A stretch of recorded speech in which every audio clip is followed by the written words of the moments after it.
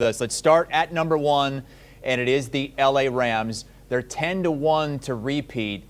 And Pete, as you know, all in last season, and a lot of question marks going into next season, like will Aaron Donald retire? Will Sean McVay go to the broadcast booth?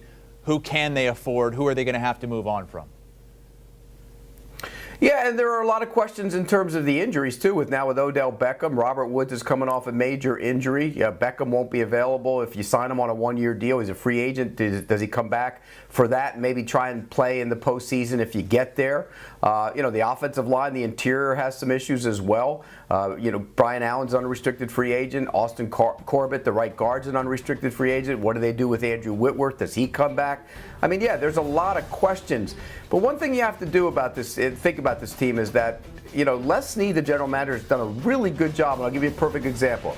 Whitworth missed time this year, and Joseph Noteboom went in and played very well. Played almost to the level of Whitworth. You draft those younger guys, and then you ready them when it's time to go in. And I think that's what they do. They don't have a lot of premium picks, but they've done well with the later picks, and that's how you keep this thing going.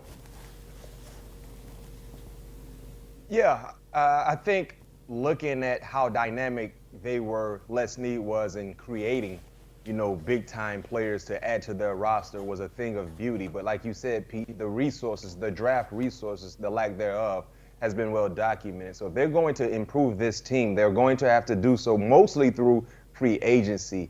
And I do believe they will have to add some depth at the wide receiver position because we don't know exactly where Robert Woods will be when the start of the season kicks off. If you're able to bring back Odell Beckham Jr., clearly he won't be healthy in the start of the season. So maybe, adding a body here or there. Hopefully he can get something out of Tutu Atwell, a guy they drafted in the second round last year who was hurt the majority of 2021. But this is a team. They have stars up and down their roster.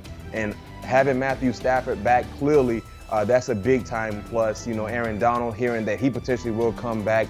You have to like their roster as it is now without any adjustments, any additions, but they have to get very, very creative via free agency because they won't have the resources to do so through the draft. Do you want a sports network that delivers everything that matters about the game? The highlights, the picks, the instant analysis, no yelling, no fake debates, no politics.